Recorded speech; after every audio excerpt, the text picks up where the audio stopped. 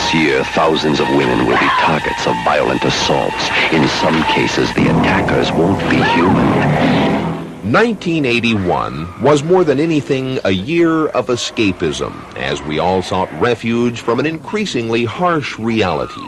In the world of film, one of the most reliable entertainment hooks has always been pure terror. This year, nearly 4 out of 10 pictures were horror films, and monster-sized box office receipts was the reason.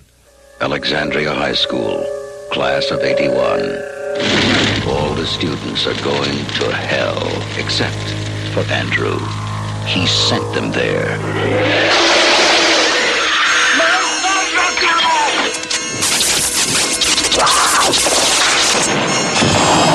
Horror films exist in a class all their own and are traditionally produced on a shoestring budget. Some budgets are cheaper than others.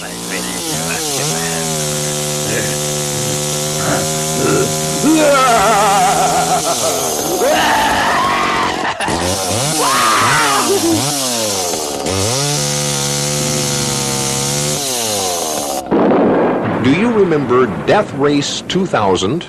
How about Star Crash or Attack of the Crab Monsters? These films and dozens more like them were produced by Roger Corman. He's built an empire on his science fiction and horror films and has been preying on the public's fears as a matter of business. I think a horror film is cathartic. As a matter of fact, I've worked with several psychiatrists on this, not so much in that vein, but frankly in an attempt to find out what is horror, what do you do to put into a film to make it work.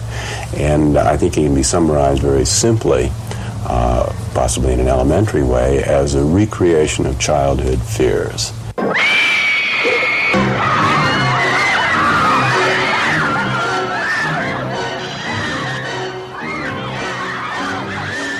If you can break through the conscious mind into the unconscious mind of the theater goer and tap the fear that he had as a little boy or a girl, you tap that fear, and you will find the audience screaming when you do it, and I think it's a good effect. I think it is a release of emotion. They're not human, but they hunt human women. Not for killing, for mating. Humanoids from the deep. Roger Corman's pictures have been noted for their minimal budgets as well as their exploitive properties. I see nothing wrong with the word exploitation. To exploit something is to take its most significant elements, I think, and bring them to the fore. And I was trying to do that with very low budgets and very often on a science fiction basis. Yet at the same time, I wouldn't say any film I ever made was truly a great work of art. I think they were works that had some elements in them of artistry, yet at the same time were compromised by the reality of the marketplace.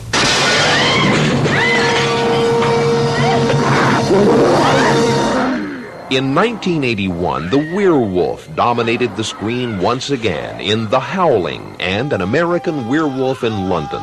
Director Joe Dante has noted the changing demands of the public's bloodlust over the years.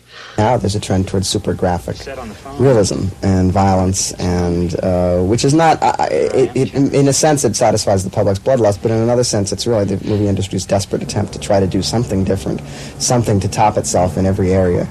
But the way the business has come today, if you made Rosemary's Baby today, for instance, at the end of the movie you would have to show the baby.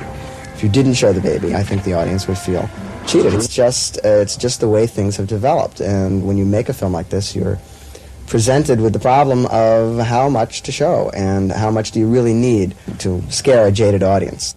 The Bible affords some of the most feared prophecies ever to be exploited. One such fear is the coming of the Antichrist. Frank LaLoggia, the producer and director of Fear No Evil, is well aware of the good book's adaptive properties.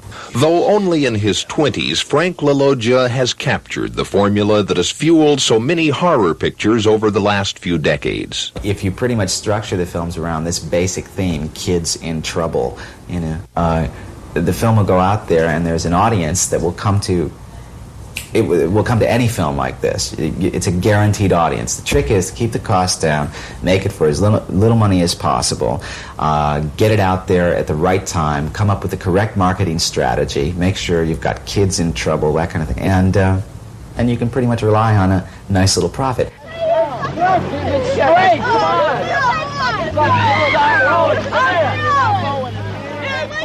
I think horror films always fill a need. I think it works in cycles, partially cycles based upon the psychology of the day and partially on the psychology of the law of supply and demand. As people go to see horror films, more producers will make horror films. They will flood the market. People will stop going to see them. They will stop making them. The market will dip, and then somebody will make one again, and it'll come back up. I think it's a staple. Woody, get ready to grab it. All right, we're going to go on. You got to get ready to go on. All right.